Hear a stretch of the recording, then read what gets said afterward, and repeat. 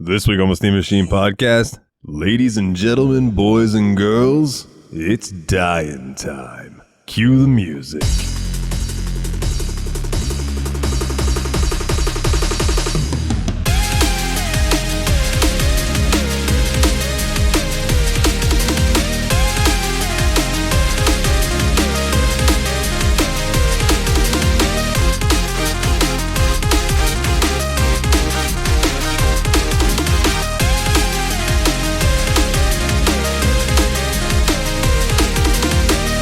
Hey everybody, and welcome back to another episode of the Steam Machine Podcast. My name is Dalton, and joining me as always is one half of the Destructobros. Yo, what's up? It's Willie. Nice to hear from you, Dalton. How are you doing today? I'm doing alright, man. I'm tired. I got a full belly. Definitely outdid myself today. I was quite proud. Did some smoking, smoked some ribs, some Kurabuta ribs, and they came out more tender than your mother's love. That's they were nice. Absolutely delicious. And then I made some loaded baked potato salad, which shout out to Meat Church for that recipe because my goodness was it delicious. And then my dad made some homemade baked beans. Oh, it was just a good meal. I believe those pork ribs you're talking about was some kind of like crazy like combined English and Japanese stock or something like that, right? Yeah, so I wanted to try them. I got them from Snake River Farms. And they were on sale. So Kurabuta ribs are, I think I'm saying that right, are basically like pork's version of Wagyu. Damn. So that luxury shit. Yeah. So the spare ribs were on sale for $19 a slab. Okay. The slabs, the one that I had that weighed the most was 2.1 pounds. So like they are small, like they're expensive. Like their baby backs are $35 a rack. Okay, so this is you're paying a premium, but what do you get in exchange for that? It was absolutely delicious, dude. But it's one of those things. Yeah, it's not something I'm going to do often because it's quite expensive. But to try them, I still have 2 more in the freezer that I haven't cooked yet, and man, they were super tasty. I was really proud of them. Other than that, man. What else have I been up to? I'm not used to going first on this. I've been playing some Baldur's Gate 3. I am up into Act 2. Been having a good time with that. Romancing Shadowheart because Shadowheart. I do Tell like me her more a about lot. Shadowheart. What's her shit? Shadowheart, pretty much the goth girl in the game in a way. Of course. She's a follower of Shar. She is the one who holds the artifact when you first meet her. That is the artifact that's one of the main plot pushers through the game, and it's funny. I didn't realize this at first. I always recognized the shape of it, but then you look at it, it's a fucking 20-sided dice like that she's got, and it's even got numbers on each side and everything. So I'm like, that's brilliant. But yeah, really enjoying it. Just got up into Act 2. So when I first played through, I got to Act 3, and then I added a bunch of mods, and it broke my save. So I'm going to not do that this time, and I'm going to try to beat the game. So I've been dabbling with that on the side. I've also been dabbling in Black Myth Wukong. Oh, nice. Fuck. That game is so good, dude. Souls-like, but with that whole, Chinese Journey to the West story, just tremendous, man. Like there was a headless guy playing one of those Chinese guitars, singing songs to me. Cool. It's a super cool game. Really, the combat's super fluid. Really enjoying it. Because of Dane, today I gained a point in backlog golf because I got Lies of P. Oh, nice. So I checked that out a little bit. That's a cool ass game.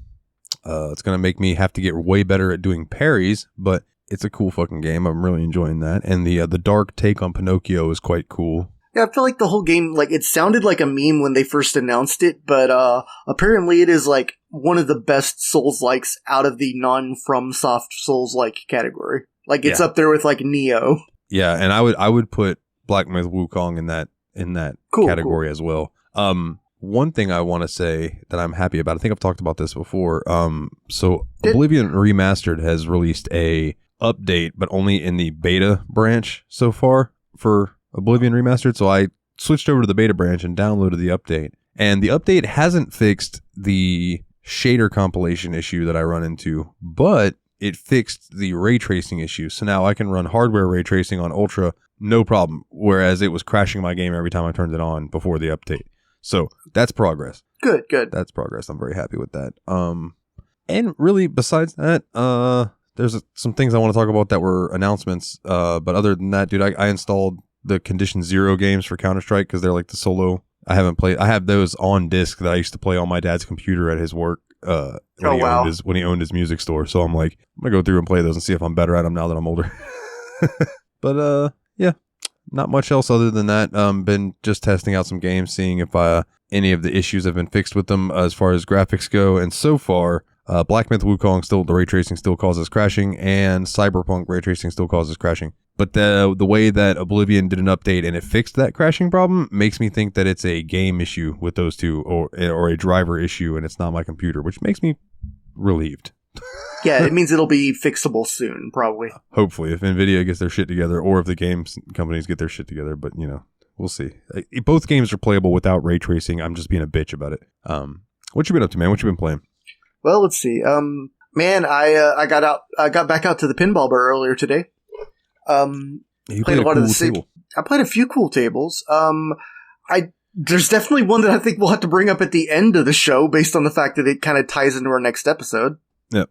But I also played Theater of Magic at the recommendation of Kana in our Discord. Longtime listener Kana, thank you for that. And I actually thought it was really cool. It's basically themed around stage magic and illusion and all of that. And the idea is, you basically try to get a bunch of magic tricks working. I wasn't very good at it. I feel like I was still learning the ropes, but I enjoyed the idea of basically when you do certain things, it starts a trick. There's an escape trick where you have to hit the jet bumpers enough time to escape before you run out of time, or a levitating woman trick where you have to hit the ramps enough times, or hit the trunk a certain amount of times. It was a pretty fun game. I feel like the more I get to play it, the better I'll feel with it. That's what's up. There was another one that you sent a picture of that tickled me. It was a Primus table. Yes. So the Primus table was really interesting because it is a newer table. It is one of these late Stern tables from the last 5 to 10 years that are based on bands. They play a lot of the music from the band, but they're really premium tables. But the Primus one is designed to look like a table from before video screens were on pinball machines and stuff like that. It's intended to be a very primitive table. The score is 4 digits instead of 10 digits. What I thought was funny. Go ahead. Don't go, please. Oh, just what I thought was funny is when you sent the picture of that table, not that long before that, I had just walked into the living room because I was thinking of Jerry Was a Race Car Driver, and I showed my dad that song because he had never heard it before. And I was like, dude, just listen to this weird-ass bass line. And then I go back into my computer and look, and you had sent that you were playing a Primus table, and I was like, what the fuck are the odds of that? Right? I think I only heard Jerry Is a Race Car Driver because I think it was playing on the demo of a Tony Hawk or something game when I was playing it at a Sears back in the day. It was either... And that's where I know that from. I think it was Tony Hawk 1. I think it had to be 1, yeah, because I didn't ever own one. Yeah, I think it was Tony Hawk 1. Jerry was a race car driver. He drove so goddamn fast. It's such a weird song. And then I showed him Winona's Big Brown Beaver. Which also a classic. Yeah, dude. And that music video is so fucking weird. Yeah. But yeah, the Primus table was really fun because it was laid out in such a way that it was very much like an old Broadway Atlantic City type of thing instead of a modern pinball table. It wasn't even a 90s table. It was from way before that. And it was so different from all the other Stern tables, which are based on very much modern takes on 90s type games for the most part. I played a lot more AC/DC, for instance, and AC/DC felt like you just straight up modernized the 1990s Terminator 2 game. But Primus felt like it was out of 1963 or something. It was really weird. I can only imagine they did that very much on purpose. Yes, absolutely. I have a feeling that the band literally told them, yeah, we're not trying to make a game with a bunch of bells and whistles. Make it look like it was an ancient game. And I think they really succeeded. It's not about trapping the ball with your flipper and doing all these skill shots and all that. There are a few little bumpers. There's some really cool audio because all the Stern Rock Band games have great audio. That, Foo Fighters, AC/DC, Iron Maiden, Metallica, all of those. They have amazing audio. But then the gameplay, it's like, it even gives you 5 balls because, again, you can't just trap the ball on your flipper and, like, keep it up a bunch. Like, it's very much based on your original plunger shot, your ability to nudge the table, and if you're lucky, you can pop it back up a few times.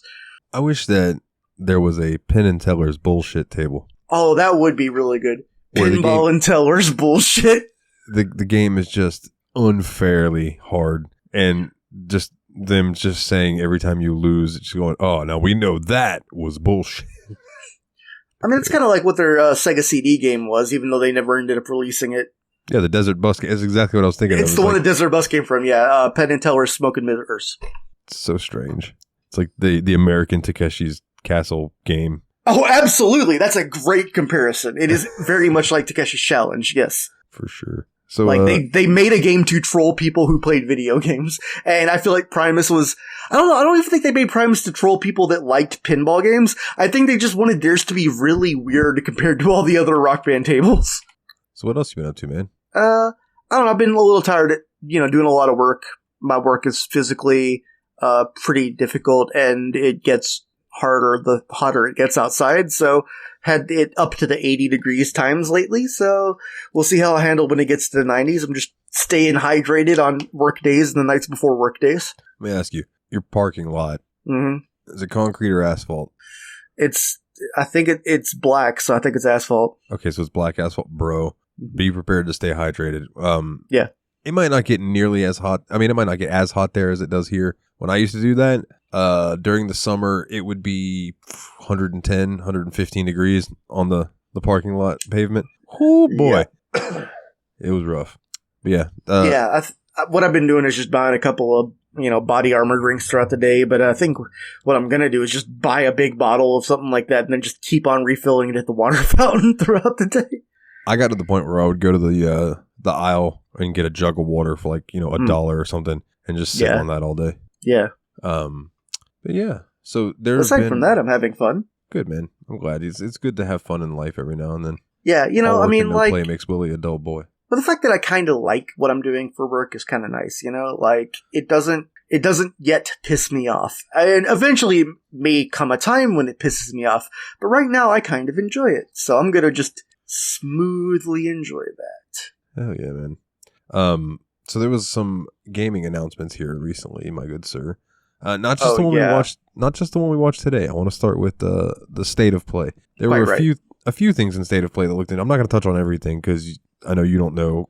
You didn't watch that one, so I watched a few of the ones since then. I watched the Silent Hill F one. So there's the one. Okay, so the first one that jumped out to me was this game called Baby Steps. Okay, I don't think I saw Baby Steps. It reminds me of Getting Over It. Oh, wow. Okay. So you play as this dude, you're in a onesie, and you really have to piss. And you physically have to control your character's legs and walk around in this like Death Stranding looking open world trying to find somewhere to take a piss, like an outhouse and stuff, but you keep getting interrupted and you can't piss. It's the weirdest fucking looking game. It's developed by Gabe Cuzillo, Maxi Bach, and Bennett Foddy. Okay, so it is a Bennett Foddy joint. This is gonna be a thing then. So the one of the announcements that really made me happy when I saw at the end also coming to PC, Everybody's Golf Hot Shots. Yeah. I was like, fuck yes, we're getting a Hot Shots game on PC. That's what I'm talking about, dude. That's my favorite golf series. I love it. They did another trailer, for Digimon Story Time Stranger, which is, I think, kind of in the style of like the way the Cyber Sleuth games were, which was very much like a Persona-esque style game, but with Digimon. Cairn. Have you seen anything about Cairn? It's about mountain climbing. It's a survival game, but you're climbing a mountain. No, I don't know that one. It looked interesting. I downloaded the demo for it. I haven't checked it out yet, but I don't know if it's one that I would like snag, but if I got it free on Epic, I'd probably play it. Let's see. Sword of the Sea, which is done by the guys who did like Journey and Abzu, and it literally just looks like an amalgamation of all the games they've made so far. Yeah, that one looked pretty cool. Tides of Tomorrow, which is a multiplayer game where your choices impact others' journeys. Like, so when you get to certain situations in that game, you can see different paths that other players took, and you can decide to take that path or a different path that a different player took, or make your own path. It's really it looked like a little cool system. Oh, you could just think like, here lies Andy, pepperoni and cheese, the Oregon Trail thing, you know. The next one I know is going to excite Nate's pants. Bloodstained is getting a sequel. They did not like Bloodstained. I know that. Oh, that was my joke, Willie. Thank you. Damn. Bloodstained: The Scarlet Engagement is a new 2.5D scrolling action RPG. It looked pretty cool, but I mean, it looked like more Bloodstained, and I wasn't into that. Now something that you and him both might actually get excited about, Ninja Gaiden Ragebound. I've actually still never played any of the 3D Ninja Gaiden games, but I really would like to. It is not a 3D Ninja Gaiden game. Oh. It is a 2D side-scrolling Ninja Gaiden game. Oh, okay. And it looks pretty freaking sweet. PlayStation announced right after the next game that I'm going to talk about, they announced that they're doing their first ever PlayStation-themed fighting stick. Huh. Which looks pretty sweet. Because later this year, Mortal Kombat Legacy Collection is fighting its way onto PS5 and PS4, and I believe onto PC as well. Yeah, so what's all on Legacy Collection? So according to this, it says Digital Eclipse, who worked on such games as Tetris Forever and Atari 50, the Anniversary Collection, has revealed Mortal Kombat Legacy Collection, which will provide an incredibly detailed look at the history of the beloved fighting franchise. Alongside a collection of games, there will be design documents, early prototype materials, motion capture sessions, concept art, and more. As for the games, and this one's got one on here that makes me so excited. As for the games announced, the ones announced so far are Mortal Kombat 2, Mortal Kombat 3, Ultimate Mortal Kombat 3, Mortal Kombat 4, Mortal Kombat Advanced, Mortal Kombat Deadly Alliance, which is the one I was hoping for, and Mortal Kombat Tournament Edition. What was Tournament Edition? No idea. I mean, the thing is, that company, like, Atari 50 is a really good digital museum meets video game collection.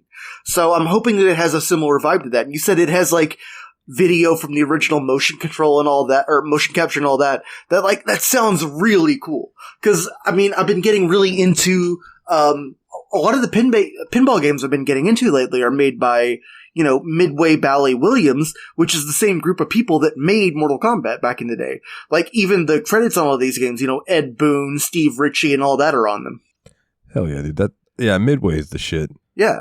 But it warms my heart, because I was just telling you before when we were in the Patreon section, that I was hoping they would add Deadly Alliance, Deception, and Armageddon to this. Yeah. And seeing that now they've announced that Deadly Alliance will be a part of it, gives me hope that it's going to be all of the old Mortal Kombat games. And that would be super cool. And the fact, like, if they give me like a Namco museum style thing to go in and look at all the old stuff, like that's bitching. I'm going to take my fucking money. Yeah, check out what all is added in like Atari 50 at some point, because it's like kind of incredible what a digital museum it is. So this next trailer was absolutely batshit insane. I think I know which one you're about to do. So Grasshopper Manufacturers, which is Suda 51's studio, announced a game called Romeo is the Dead Man. And I don't even know where to begin with this trailer. It starts off with this like really pleasantly animated family dinner. Yeah, and the dude answers the door and gets part of his face ripped off, and there's like a demon thing. So it says it's a super bloody action game with crazy twists and turns to blow players' minds, and a whole mess of kind of stereotypical gimmicks. Yeah, it has this weird, unique sci-fi horror vibe to it that it's just like, they just want to make you chop shit up. Like, they immediately kill the main character off and then reanimate him by plugging some shit into his eyeball. And they're like, you're a dead man, so now you're Romeo the Dead Man. And then you're like, just chopping alien demon things up with a katana arm and all that shit. It sounds incredible. Like, cause it explains so little. It just like believes in itself. And I think that is an important thing for a game to do like this. Yeah. And the art style reminds me of, was it A Scanner Darkly? Was that the name of that movie? Yeah. A little bit like Scanner Darkly, the Philip K. Dick movie that was like heavily rotoscoped. Yes. Yeah, it kind of reminds me of that, and then I got a little bit of like fucking Travis Touchdown type vibes out of it as well, which is why I immediately thought it was a Suda 51 thing even before I saw the name Suda 51. Quick side tangent. I walked out in the living room today, and my dad was watching Sky Captain in the World of Tomorrow. Oh, wow, I haven't thought about that one in a minute. And I was like, God damn, this movie has always looked so weird. And then my dad said something that I didn't think about, because back when that movie came out, it wasn't a thing. Dane and Jeff, specifically, if you're listening to this, Go back and look at Sky Captain and A World of Tomorrow and tell me that movie does not look like it's AI generated. Like the way that they filmed it and the way that like AI motion video looks now, they look so similar. It's weird. It's real weird. But, I mean, it's obviously not, but no, that is an not. Interesting comparison. But the way that it's filmed, because they used really weird palettes and stuff in it and softness and just made it look so odd. I think Iron Sky did the same thing at the time. It was like the B movie ripoff of Sky Captain of the World of Tomorrow. But it has if you look at it now, it just looks AI generated and it's fucking odd. So another announcement, Luminous, I think is how you pronounce it. It's the new game by the people who did Tetris Effect, and it's pretty much a Tetris game without the Tetris name behind it. So let's see. Ghost of Yotai is getting its own state of play in July. They showed gameplay from Metal Gear Solid Delta Snake Eater, which is the remake of Metal Gear 3. Looks fucking incredible. And they kept in the ridiculous Ape Escape side mission things. So if you don't know, in the original Metal Gear 3, there was like these side missions that you could unlock. I don't remember how, but you dropped in as Snake and you were playing Ape Escape. So that the Ape Escape guys were running around the Metal Gear 3 map. And instead of hitting them with a net, you had to shoot them with your tranq gun and then go up and get them. And it was awesome. And to see that they included that in the remaster, or the remake, is just awesome. Neo 3 was announced. Yeah. Trailer for that looked pretty rad. Final Fantasy Tactics, the Evil East Chronicles, coming with classic and enhanced versions. Silent Hill F gave a trailer, and that game looks terrifying. Yeah, so they've gotten a lot more Japanese with that instead of it being as much based on Western horror movies. It's like very closer to like a almost, I was going to say like a Ringu type thing, but like more traditional than that too. Yeah, but like the scary children is still there. Set in 1960s Japan. Yeah. People that watch more Japanese horror than me will probably be like, oh no, it's meant to be more like Hausu or something like that. And I'll be like, oh yeah, that makes sense. But I haven't seen Hausu, so I couldn't tell you. So then they showed off 007 First Light, which is the new 007 game by the Hitman devs, which is just so fitting. And it looks incredible. If you haven't seen the trailer, I definitely suggest you seek it out because it just looks fucking awesome. And they really did a good job at making a Bond without it being based on a Bond. Yeah, so it's not based on any of the actors or any individual actor from the movies, but like it is very much a Gestalt James Bond character that you immediately recognize to be James Bond. I think Nathan compared it to being a little bit like Timothy Dalton meets George Lazenby. I do believe he said that. I do remember he mentioned Timothy Dalton. I just don't remember who the other one he said.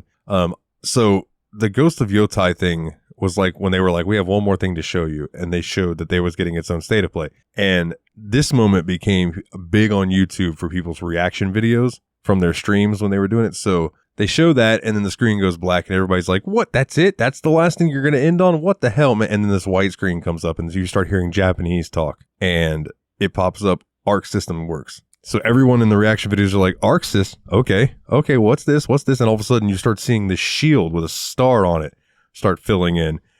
And people were like, oh no, fuck. I'm getting goosebumps right now thinking about it. They were like, oh no fucking way. And then the Marvel thing comes up and everyone I watched react to it lost their goddamn minds. And then it started showing gameplay and they all jizzed. Yeah. So Arxis is making this very anime fighter that still has a lot of the mechanics of the like Marvel vs. Capcom games, like all the launcher attacks and tag team action and all of that. But it's very much, I don't know, it feels very Japanese anime fighter at the same time. Like it feels like a really cool melding of the Marvel vs. Capcom like vibes with like the anime fighter vibes of games like DBZ and all of that. And Guilty Gear and like those Guilty games. Gear especially, yeah. It one of my favorite tweets I saw about this was, this game looks amazing. I can't wait to get my dick knocked in the dirt in online play. Yeah, right. Because everyone I saw that was freaking out about reacting to this that I was watching were all like big fighting game people. Dude, those people take this shit seriously. Yeah, I need to like go look up what like Maximilian Dude or some people. That's like exactly one of the guys. That's the guy I watched was Maximilian Dude. He was the first one I watched, and he was like, "Yeah, I'll send it to you if I remember afterwards," because he was just like, yeah. So one of his comments said, "This trailer turned Max into Crash Bandicoot." He was just making wild noises. Like, whoa, whoa, whoa. It was awesome. In fact, when I watched JP from Drop Frames, that's how I was watching the State of Play. I was watching him watch it, and he ended his stream with like, "All right, everybody, I'm gonna go find Maximilian's reaction to that last trailer. I'll see you guys later." But yeah, dude, that just it gave me goosebumps when I was watching it. Even before I saw the reactions and stuff, I was just like, "Holy shit, that looks awesome!" And I'm not even a huge I say I'm not a huge fighting game person, but like I grew up on Tekken and Mortal Kombat, so like I have love for fighting games. It seemed really interesting too, because it felt like the game was really leaning into like a very Japanese fighting game style, you know? Like, not that Capcom games weren't already very Japanese. I mean, Capcom's a Japanese company, but it feels even more Japanese, like even the voice acting and all that. They were just like, "Osapairi sensu," you know? Yeah, like shit like that. Captain America comes on speaking Japanese. Yeah. Yeah, it was good, man. But that was the State of Play. Yep. And that leads us to... I guess today, we got to today's show, which I already forgot the name of, but you kindly streamed it for us in the Discord. Me and Nate were watching for good parts of it. Yeah, it was the Summer Games Fest, which is Jeff Keighley's thing. It was nice to see Jeff Keighley again. I feel like it's neat to have him as like the face of introducing exciting video game news. Yeah, for sure. One other thing real quick before we move on to the Summer Games Fest, because it just was a quick thing. During the Unreal Engine 5 showcase, they showed a tech demo for The Witcher 4. Oh, yeah. And oh my god, that game looks incredible. That game is probably going to bring my 4090 to its knees. Unless they really optimize the shit out of it, which it looks like they have been. But they've got Unreal Engine 5 just seems like it is like unlimited, frankly. It's insane how good you can make shit look in Unreal. It's nuts, dude. And that Matrix demo, like crazy looking shit. I forgot about that. Yeah, that thing was nuts too. Yeah. The Witcher 4, they were talking about how like they've developed some kind of like new voxel. I don't even know. It wasn't voxel. It was some kind of weird new LOD like technique that allows further distance view rendering without it affecting performance and like crazy shit. Like I don't know. It was wild, the stuff they were talking about. It's like a 14-minute video, and I was enthralled the whole time. I was just like, oh my god, this is ridiculous what they fit into there. Just stupid cool. But that leads us to Summer Games Fest. Now, where did I leave off there? Oh, here we go. Here's the beginning. So they kicked off, and the first game that they showed was Mortal Shell 2, which seems very much like a kind of a Soulsy style game. I've never played the first Mortal Shell. I think I own it, but then they did a Fortnite Star Wars collaboration. Hideo Kojima came out and talked about Death Stranding 2. This is, I think, when I joined in. And they showed a clip from that. I was cooking at the time, so I kind of missed part of it. Yeah. And apparently there's a new They were excited about the acting in Death Stranding 2. And they were like, it's not going to be Mads Mikkelsen or whatever, but you're still going to like this character. The next game they showed, I missed completely. Chronicles Medieval. Yeah, that one actually looked kind of interesting. Although I don't remember too much about it. I just remember watching it and being like, okay, that one looked kind of neat. Yeah, it says it's a new team out of Denmark. It's a medieval strategy RPG, and the trailer was narrated by Tom Hardy. Oh, yeah. And, like, it was like Tom Hardy talking about the decisions he made to get to this point, and is like, but these might not be the ones you do. And it's just like, it seemed like there's a lot of choice making and how you're gonna get to where you are in that game. I always loved that. Give me some choices to make. Sonic Racing Cross Worlds. Featuring Hatsune Miku, featuring Ichiban Kasugi, featuring Steve from Minecraft. Yeah, and Joker from Persona 5. Right. And it has online cross-platform. Which the guy was like, the guy even said, like, unlike other platform, or unlike other kart racing games coming out right now, this one has cross-platform. Yeah, like we thought Mario Kart was going to have cross-platform. Zing. But yeah, I mean, it is a good shot fired considering Mario Kart 9 just launched. Sega does what Nintendo don't. Sega still does what Nintendo don't. But yeah, I mean, Mario Kart 9 just launched earlier today or yesterday. Nate's been playing it a little bit. He hasn't reported too much back, but I know he's been playing it with his wife, and I'm sure they're having a great time. The next one they showed, I was like, what is this? And when then they gave the title, I was like, oh, fuck yeah, that's what's up. Code Vein 2. Yes, I think this is when you showed up. I think you showed up for Code Vein 2, or almost immediately after Code Vein 2. Yeah, dude, fucking Souls-like anime game. Code Vein 1 is stupid good. I was watching the Code Vein 2 trailer like, this looks like Dalton shit. And then they said it was Code Vein 2. And I'm like, oh, okay, Dalton already knows it's a shit. Yes, sir. Let's see. Mouse PI for hire. Okay, so you hadn't showed up for that because that's actually when I got up to use the restroom because I'd already seen Mouse PI for hire. But it's a boomer shooter with basically Steamboat Willie has come into the private or public domain. We're going to use that kind of art style type vibes. And it looks like it's going to feature a mouse voice by Troy Baker. Yeah, that's kind of neat. That was like the big announcement they had, which, sure. I guess there's a real-time strategy game coming out that's Game of Thrones. I could care less. Yeah. The big thing that they did in the trailer was have, like, the Night King kill Jon Snow and then reanimate him as a white. But, who gives a shit? Looks like Atomic Heart's getting a sequel. Yep. And a first-person shooter, I think. Yeah, Atomic Heart was a first-person shooter, I think, Russian game? Yeah. If I remember right. Well, it looked like they were making 2 Atomic Heart sequels. Like, there was a... So it's that, and then there's the Cube, which is a... Yeah, the Cube, that's right, yeah. MMO RPG shooter. Oh, it's an MMORPG shooter. Okay, but it's in like the same universe, but with the cube. I think that's actually when you showed up. Yeah, I believe so. No, I showed up during Onimusha. Oh, yeah. Which they showed some more of Way of the Sword, which just looks awesome. The Onimusha games are classic. Now this game looked fucking incredible, dude. Felt that boxing.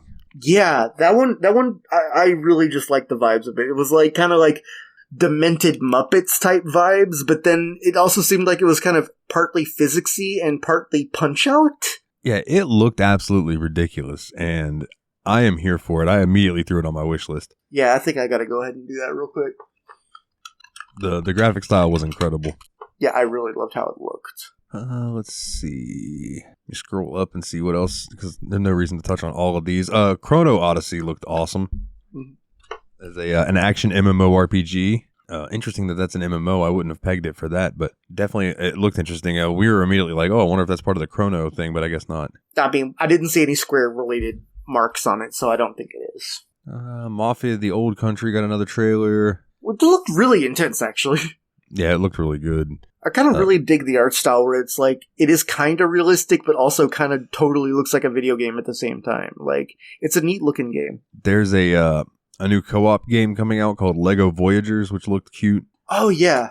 It's funny, too, because we had just made, like, a joke about something really similar, like, right before that. That happened a few times during this. Yeah. Because we were just talking about how like, we wanted more 2-player co-op narrative games or whatever, and then we were also talking about Lego stuff, and then that just happened to pop up, and we're like, well, here we go. And then they showed off a Nicktoons, what looks like top-down action RPG style. I'm here for it. I need to see more about what that actually is, but it looks really cool. Yeah, I'm here for it. I like that they brought up the lady that plays Sandy to introduce that. That was cool. Sandy from SpongeBob. I don't know why I forgot the word SpongeBob. I picked up Lies of P today, and they announced a new DLC for it that is available today, and I was like, well, damn. Yep. Then they showed that Fractured Blooms game, which was pitched as Doki Doki Literature Club meets Silent Hill, and Dane just got a boner. So Dane, you should definitely look this up, because it was interesting, to say the least. Plates of Pain. Oh, yeah. Tomatoes. I thought there was a One Punch Man game coming out, but turns out it's just a game called Crystals of Atlan holding a One Punch Man crossover. That has a One Punch Man crossover, yeah. Which is dumb. I was kind of excited to see that one monster from One Punch Man, though, because I do think that, like, the enemy design on that show is really cool, considering, what One Punch Man does. Yeah, that's fair. Seven Deadly Sins Origin is getting a Seven Deadly Sins game. It's an open world RPG that looked awesome. And it's got fishing, so I'm in. I don't really know all that much about Seven Deadly Sins, but it looked pretty cool. So, in our magical way, after the Unreal highlight reel, they showed Jurassic World Evolution 3. Again, we can't stop from doing this. We literally played Jurassic World Evolution, and then immediately they're like, hey, y'all want some more? And I'm not gonna lie, the trailer for 3 looked really good. Really good. Yeah. Super beautiful. And just the new park stuff, it looked like they were baby dinosaurs now. Yep.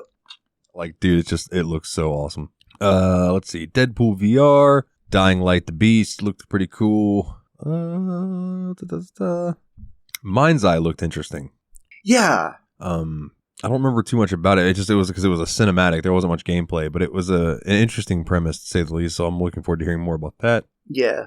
They had a lot of really cool settings we saw today. Yeah, in crossover conjunction with the 007 game, Hitman, as of today, now has a mission where you can get how do you pronounce his name? Le Chiffre. Le Chiffre. Where you go and you are you're tasked with killing him in a casino in Paris. From the Agent movie, 46 from the Casino Royale movie is going to be taking on Agent 47 will be taking on Le Chiffre from Casino Royale, and that's just so cool, man. Like, it made me really happy. And then they even talked about, like, they brought Mads Mikkelsen out and everything for it, and he's like, yeah, so this time around Le Chiffre is going to have a little bit more up his sleeve than just, he's going to have a little violence of his own. So he's not going to make it easy for you to assassinate him. And it sounds cool. Yeah, I think his words were, Le Chiffre no longer outsources violence.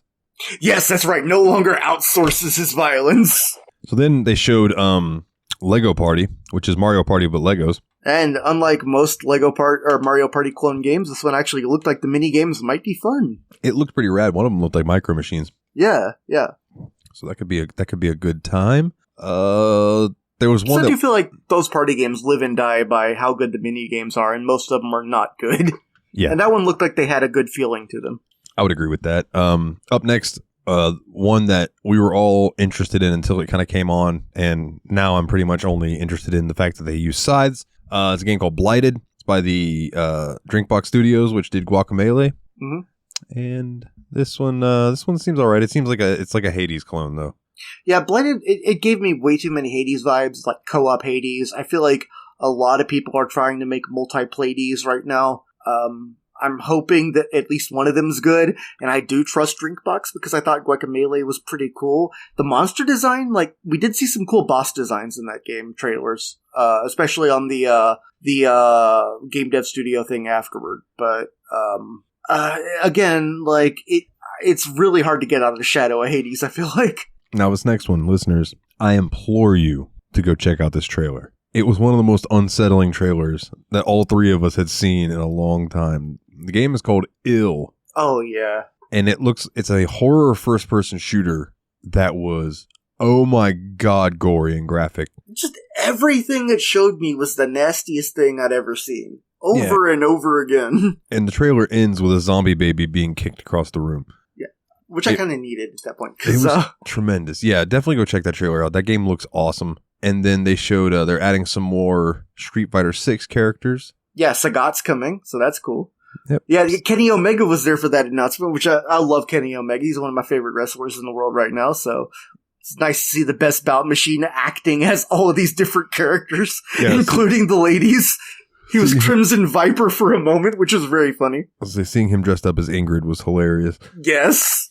They did a short trailer for Wu-Chang Fallen Feathers, which looks awesome. And then after Wu-Chang, they showed us the Wu-Tang. Yeah, Wu-Tang, Rise of the Deceivers. There's a fucking Wu-Tang Clan game coming out. Yeah, and it looked really like, the art style was really stylized, really cool looking. Yeah, seems like an interesting RPG. Mm-hmm. Then there was a trailer for Guild Wars 2, or more like a promotion. Double XP this summer. So yeah, that's fucking sweet. I still play Guild Wars 2 on and off. It's a pretty good game. So I suggest that. There was, let's see, Into the Unwell, which was that oddly animated game that seemed very depressing. Mm-hmm. And then the big one that ended, and then we can get on to our game of the week. Ah, yes, Requiem. Resident Evil 9 Requiem. When they started talking about it, and they character name Ashcroft, I was like, man, that sounds familiar. And you were like, is that a Resident Evil character? And I was like, I don't know. And then I thought about it for a minute, and I'm like, I think so, because I feel like the character in Resident Evil Outbreak's name was Ashcroft. And but we didn't know until we finally saw the words, just a really faded Raccoon City somewhere in the screen. We're like, oh yeah. Yeah, and then the RPD thing, the Raccoon Police Department. Oh man, I was like, oh shit. So I immediately thought it was a remake of Outbreak, and then I was wrong. No, it's Resident Evil 9, and it looked awesome, and made me realize that I need to play Resident Evil 8 still. And kind of like that cool thing they did where, like, the village was VIII, or whatever. Like, the Q in Requiem is the 9. Yeah, they're really good at that. Yeah. Wonder if they think like, okay, what letters are shaped like the number we're on now?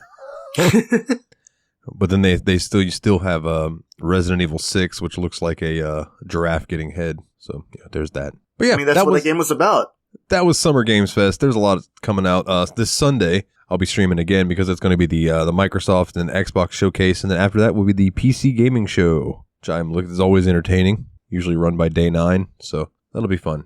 But speaking of fun, my good sir, we played a ridiculously fun game this week called Bloodshed, and this is where I normally put in the obligatory Wikipedia bullshit, but there wasn't a Wikipedia for it, so I'm reading from the Steam page. Now, Bloodshed is an exhilarating fusion of roguelike elements merged with retro-style visuals and first-person survival-like frantic combat action. Face endless waves of undead foes, collect experience points, and upgrade your skills and weapons in battle to survive the night.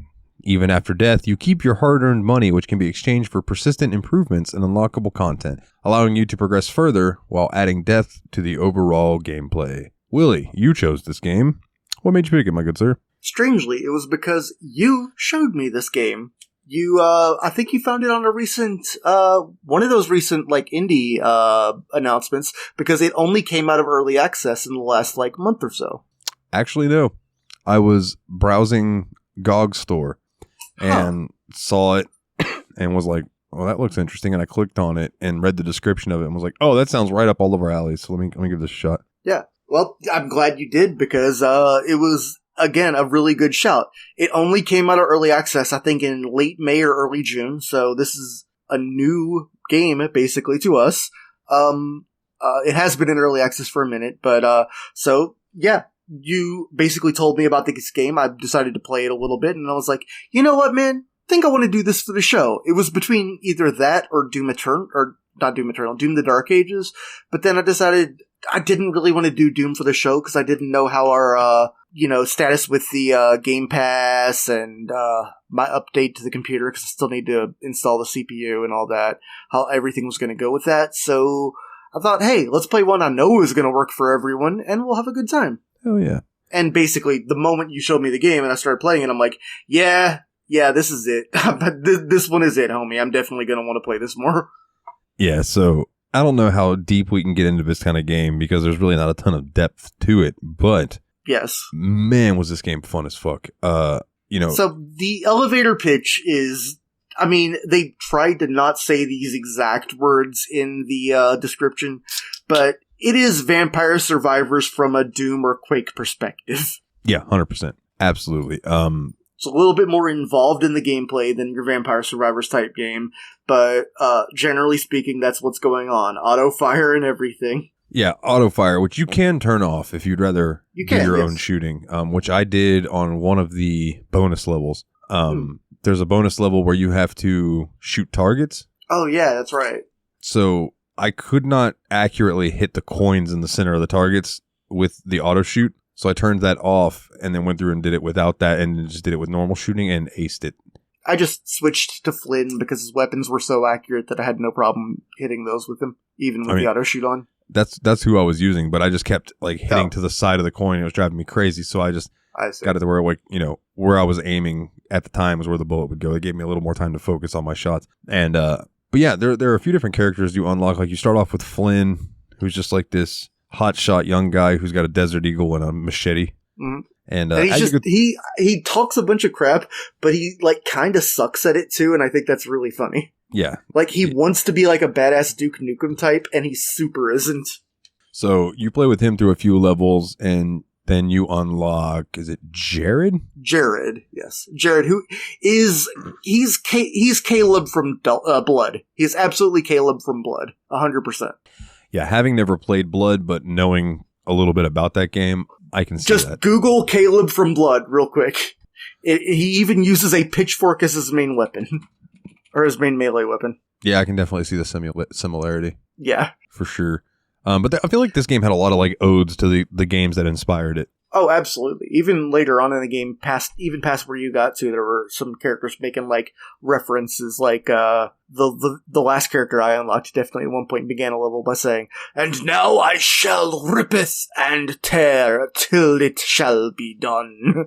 Nice. Yeah, I enjoyed running into like the cacodemon style enemies and Yeah. it was just a fantastic time, dude. So like the first level, they drop you in and your goal is to survive 5 minutes. 5 minutes in a graveyard, and it's not very challenging. I feel like even with an unupgraded main character, you should be able to get through it your first couple tries. Oh yeah, you watched me do it on my first try. That's right. Yeah, you did. But there were a few others that took me a handful of times to get through. Just needed a couple upgrades. But yeah, it escalates. Like the first one's 5 minutes. I think the next one's 15, and then the next one's 20, and then the final level in episode 1 is 30 minutes that you have to survive. It gets pretty intense. I do want to say that this game I think could use an update for stability. Because 2 things that I ran into a couple times is when there were a ton of enemies, the game would start to chug a little bit. Yeah. And I know that's not my computer doing that. That's just the programming in the game. And the other one that I know both of us ran into is killing one of the special enemies that drop a chest for an upgrade, and the upgrade just goes into the ground and you can't pick it up. Yeah, I had one enemy on the, I think, first or second level die basically partly clipped into a tree, and so I could never get the treasure chest. And then I had a character on Doomed Dusktown drop a chest inside of a porch, so I could neither get it from above or below. Yeah, the one that happened to me on was the level where it was almost like you were at like a seaside port, and I killed one of them on a dock, and it fell through the dock. Yep. Yeah. And I was like, come on, man. And that gold light just taunted me the rest of the level. Right. Yeah, it felt like it was specifically wooden surfaces that did that. I don't know why, but it was a tree once and a wooden porch once. So and then a wood deck. So yeah, and a wood deck for you. Yeah, that's interesting. But did you end up having a favorite weapon? Let's see. Weapon, spell, or what? Because the thing about this game is, unlike Vampire Survivors, you can only wield one weapon at a time, but you can wield up to 6 spells depending on your character. And all your spells are always firing, but you can only choose one weapon, kind of like in a classic FPS. Well, other than the weapons you start with. Yeah, other than the weapons you start with. Because you do get upgrades. I really found myself using the minigun a lot. Oh, really? I hated that gun. Once it got enough upgrades that the barrel cooldown wasn't a huge problem, it was pretty rad. Yeah, see, that was my issue with it, was it just, why would I use this gun that keeps overheating on me when I can just use my shotgun? Yeah, I do think that the shotguns in general were pretty good. Like, up close and personal weapons tended to work better than, like, I enjoyed the rocket launcher when I used it one time, and then I'm like, I'm not going to do that again, though. Yeah, I liked the Desert Eagle a lot. Yeah. The katana wielding chick using her katana was so satisfying. Mm-hmm. If you liked her katana, you would really like the gargoyle character you didn't quite unlock, because he has a claw attack that's basically that but better. You told me there's 9 gargoyles I have to find, and then turns out you killed 8 of them and then unlocked the 9th one. I'm literally looking at the 9th one, running towards it, and I ran out of time. And yeah, god damn it. Recommend you try it. That dude is amazing. Like, when you unlock him, it basically feels like you now have a cheat code for the game. He's basically invincible. His spell, Fireball, every time you level it up, it gets more persistent, bounces through enemies, bounces off of walls, and basically you just leave a nasty trail of fire in front of you as you go. Yeah, that sounds pretty rad. Yeah. The third character that you unlock is like this sorceress chick, and I enjoyed her. Yes. I used her, like, I didn't use her a ton, but I did use her for a few levels to get some points, and I did like her staff quite a bit. It wasn't one of my favorites, but I did like it. I used her until I got the cheerleader, and then I was like, I kind of like her better if I need speed, and I kind of like Jared better if I need, like, slow, steady damage. Oh, Jared was by far my most used character. I think, yeah, that seems about right. I definitely used Jared a lot. I got really used to using his double barrel shotgun. He was the guy that I ended up beating the final boss with, and he's the guy that I ended up beating most of the hardest levels with. Yeah, he was the man.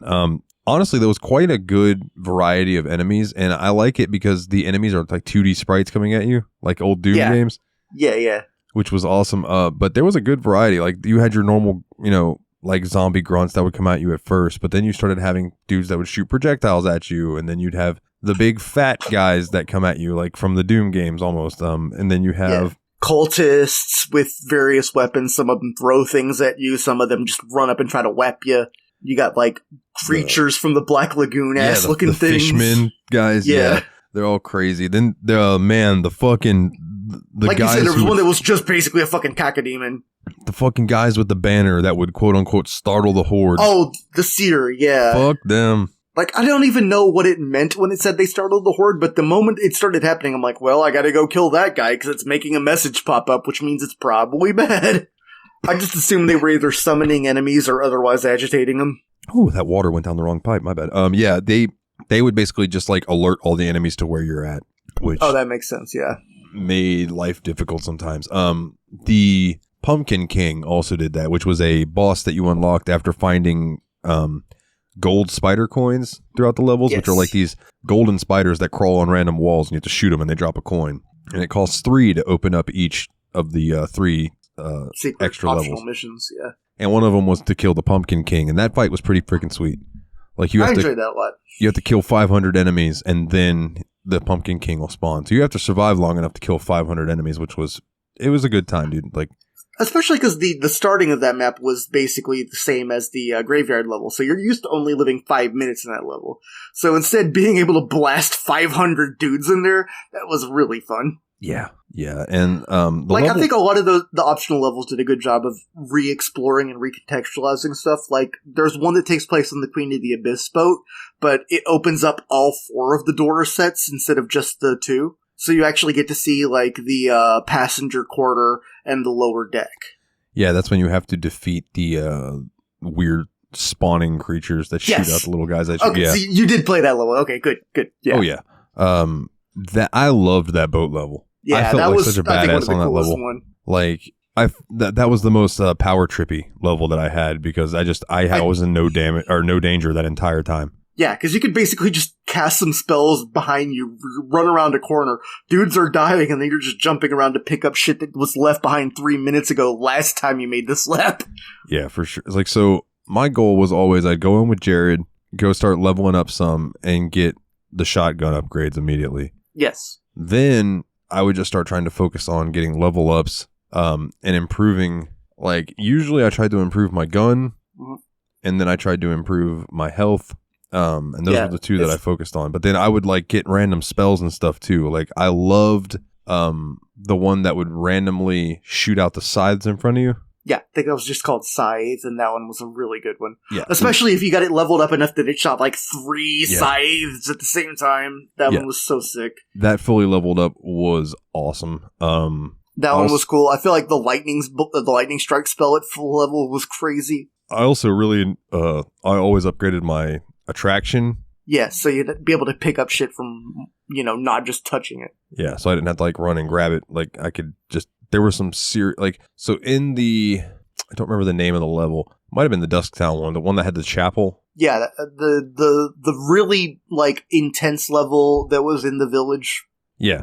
Yeah, that's doomed Dusktown. Yeah, I would run into that chapel and then run around in that little graveyard on the outside of it for a little bit, then run back inside the chapel, and all the enemies would be filing down that corridor.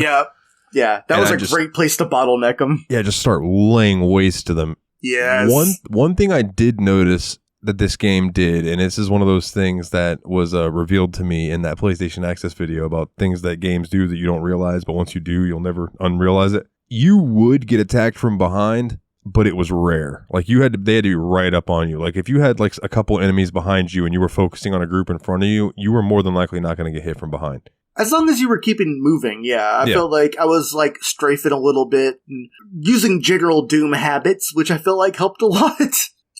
But like, enemies do spawn behind you and they can come up behind you. It's just, I feel like you tend to be moving forward more than backwards in the game. You can Serious Sam it, and I felt like I did Serious Sam some on that level especially, because there's enough places to backtrack through if you know what's behind you. But for the most part, I feel like I was kind of running forward and trying to get to the next area. Even if I was in danger, I would try to run through it, Yeah. This was wild, like how well these genres mesh together. Whereas like Vampire Survivors meets Doom with a splash of Dynasty Warriors level of enemies coming at you. Like, oh my god, that's a good point. Yeah, very, very Muso in terms of how much waste you lay. Or if you get 700 kills in a fight, you're like, yeah, that seems about right. Yeah. Yeah, there was just like so many people to just destroy. Yeah. And the combo that I would get of powers that just made me unstoppable was a fully leveled up shotgun, fully leveled up scythe, and fully leveled up the one that throws the axe out in front of you. Yes. Oh, the axe was good too. I didn't use it as much as the scythe, but the axe was really good. Well, I would get both of those and run them. Run them at once. I feel like they were very similar, except I think the scythe boomerangs. Yeah. Whereas the axe went a little further, and the scythes went out and then came back. And then even if you're using a melee weapon as your primary weapon, you're still fine. Because I feel like Father Fidelis was better with his melee weapon than if you tried to use a gun. Oh yeah, that chain weapon leveled up was ridiculously cool.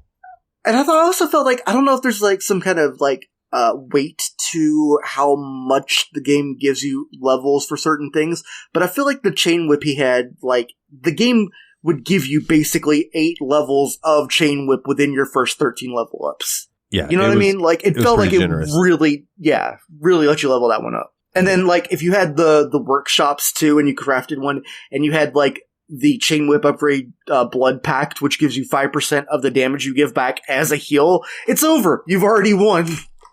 Yeah, you're never going to take that much damage. The abilities or the upgrades that you would get where you could, and they were rare, but where you would get healing when you do damage, you were unfucking stoppable after that. I feel like the melee ones proc to the blood pact one more, because I feel like Father Fidelis' chain whip and Zacharias' claw, both, I feel like I got blood packed more than half the time I stopped by workbenches. Oh, that's so nice. yeah.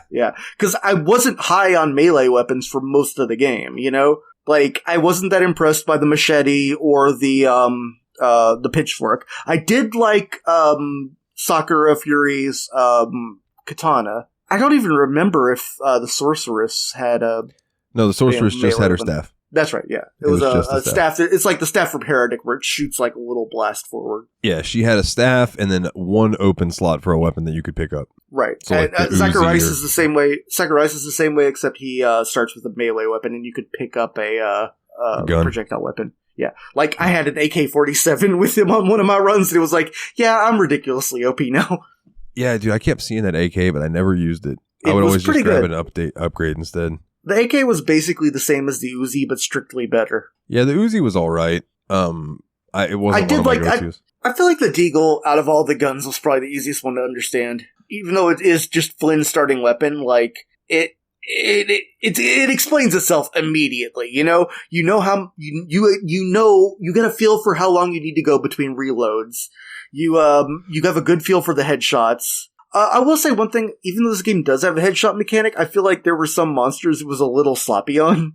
Yeah, I would agree with that. But the low-level guys, it was really easy to just pop them in the dome and they would drop. Yeah, absolutely. Like, the low-level dudes, for sure. I feel like later enemies, it almost seemed like you would just miss them even though you were clearly shooting into brain meat. Though I do recommend, if you guys play this game and you do the Pumpkin King fight, do aim for his head because you do more damage when you hit him in the head. Oh, yeah.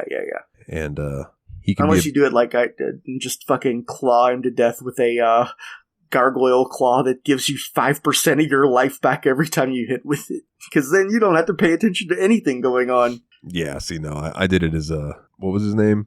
Jared, probably.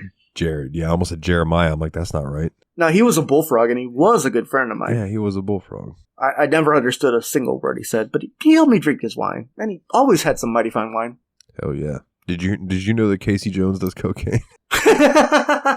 He also drove a train. Oh, man. Here we are in classic rock chat, 1970-something. Well, I mean, we did play a game with a bunch of zombies and stuff, so it's only fitting that we're grateful for the dead. Ooh, that was good. That was a good come around. I'm going to give you that one. When I come around. Oh, I'm too tired to sing right now. Is there anything else you wanted to touch on about this? Like I said, like, there are 2 episodes, and there are 3 to 4 levels. The 4 normal levels, and 3 bonus missions. 3 normal levels, 1 boss level, and 3 bonus missions. Yeah, and both of us. So it looks like there are 3 episodes. So we were both expecting 3. Yeah, and both of us beat episode 2 and got congratulations, you beat Bloodshed. Now you've unlocked custom mode, which is what the third thing was, and we both had the same reaction of just like, oh, I guess I beat it. The funny thing is, I sent that first. I'm like, oh, I guess I beat Bloodshed. And then it was not, but like 6 hours longer, he sent the exact same thing back. Yeah, it was just like, oh, word? All right. Yeah. I still need to go back and find the demon stars in the episode 2 to unlock the special levels for that. But everything I played of this game was a blast, man. I had a really good time. Like, I did play enough that I unlocked Zachariah, and I am still working on unlocking the last character, the Pinch Master, which I'm going to guess is some kind of crab monster. God, what if it's just that dude from The Wise Kids You Know? I am pinching your head. I am pinching your head. Yeah, that was Kids in the Hall. Was it Kids in the Hall? Yeah, I used to get those two shows confused. Hey, that's fair. I did. I don't know Sketch why. comedy is sketch comedy. I mean, 20 years apart, but I like to think that the WKUK would think really good that they were living up that heritage, you know? That's fair. So, you got a rating locked in, ready to go for this, my good sir? This is a tough one to rate because this game is really, really, really satisfying at what it does. Like, and I don't think anything else quite does it exactly. Like, it is a really good Survivor game. It's a pretty good boomer shooter, and it's the only Survivor game boomer shooter I know of, and therefore is the best of it, but my god, it would probably be the best if I played 6 other ones. I think I'm just gonna have to go with basically the ceiling of this is as good as it could possibly get in this genre, and not go insane with my rating, but I want to give it 8 and a quarter shurikens out of 10 katanas. I think that's fair. I think it was really fun. It had more depth to it than I expected, but it's a little on the short side. Yeah.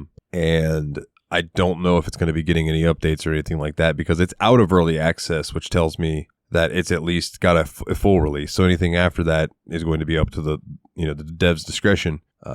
There was a long tail on release for Vampire Survivor, so if it gets a lot of updates and all that, that would be pretty cool. But that would be there's sweet. No promise that it will or won't, as far as I know.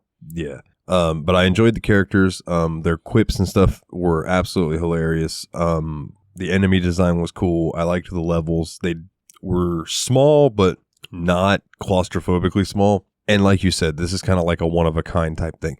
So I'm going to give this a solid 8 fake caca demons out of 10 pumpkin kings. Wow, that's way higher than I thought you were going with this. I had a really good time with it, man. I mean, it does something that nothing else quite does. Yes, Vampire Survivors does something very similar, and it's amazing of a game in its own self.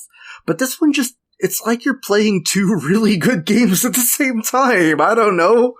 Yeah, they did a really good job with it. But yeah, man, that's Bloodshed. There's not too much else. It's kind of a game you need to go experience. Not for the story of it, but just for the gameplay. There's really not much story. Yeah, I feel like you could watch someone play it for about 5 minutes and immediately know whether it's going to tickle you or whether it's going to annoy you.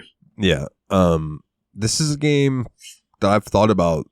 I don't know if I will, but streaming it on Twitch because it just seems like a game that would take off on Twitch that people would enjoy watching. Yeah, fair enough. But that requires effort, and I'm busy as shit these days, even without working at the moment. But yeah, man. Sorry, my thoughts are scrambled because I'm exhausted. I've been awake since 1 a.m. this morning, and it's 9:30 at night. So our next game up was going to be Metal Gear Solid 2 Sons of Liberty. But we have a guest lined up for that episode, and he's got some life stuff going on right now, so we're going to push that back. This is why I like to have the polls the way I do them, where I've always got 2 ready to go at all time. So our game for next week that we were going to play is the other winner that we had, Roller Coaster Tycoon 3. Classic park building goodness. Have you ever played the third Roller Coaster Tycoon? I have not, but earlier today I played Roller Coaster Pinball, the Stern pinball table of Roller Coaster Tycoon. It was a lot of fun. I think maybe I should talk about it more on the actual episode if I remember much about it, but it's a fun pinball table. I'm the best fucking podcast host because I researched so much. I played the damn pinball table. No, I saw it at the store and we discussed this earlier. I think in check. No, you don't have to check right now, but they gave away Roller Coaster Tycoon 3 at some point on Epic. Is very likely. But these days you get the Roller Coaster Tycoon 3 Complete Edition, which comes with the normal Roller Coaster Tycoon, the water park expansion, and the zoo expansion. So it should be fun, man, doing the scenarios and stuff. It's probably going to be another episode where, like, not going to be a 2 or 3 hour episode. We've been busting out some short ones here lately, but that comes with the territory. Some of the games we have coming up are going to be long, so we'll figure that out when it comes up. But yeah, dude, Roller Coaster Tycoon 3, really looking forward to it. Game from my childhood. I love the Roller Coaster Tycoon games. They are fantastic. I mean, we had fun with Planet Coaster. We had fun with Jurassic World Evolution. If the people want us to be a park building podcast, we can build some damn parks. We'll build some damn parks. Yes, sir. So we'll be back in a week to talk about that. Willie, is there anything you'd like to plug before I get into the house cleaning, my good sir? No, I think that I am just happy to plug our show, including our many great social media links. Yeah, so if you want to go give us a review on iTunes and Spotify, it helps us a lot out in the algorithm, helps people find the show. That would be wonderful. Please do that. If you want to join the Discord, that's where all the cool shit happens. bit.ly/TSMP Discord, all capital letters, gets you an invite in. You can come in, join the shenanigans, chat with the people who listen to the show, and just are always in there chatting about whatever we got going on. And you can vote on the polls, which our current poll that is up right now. Your choices are, and this is for the games for the show, so you guys get to choose that, So the next polls are The Witcher Enhanced Edition, Gothic, One Piece World Seeker, The Seventh Circle Endless Nightmare, and Crusader No Remorse. So far, looks like One Piece is the only one without a vote, and Gothic is winning so far. So I think that'll be interesting. Let's see. You'll check out the website.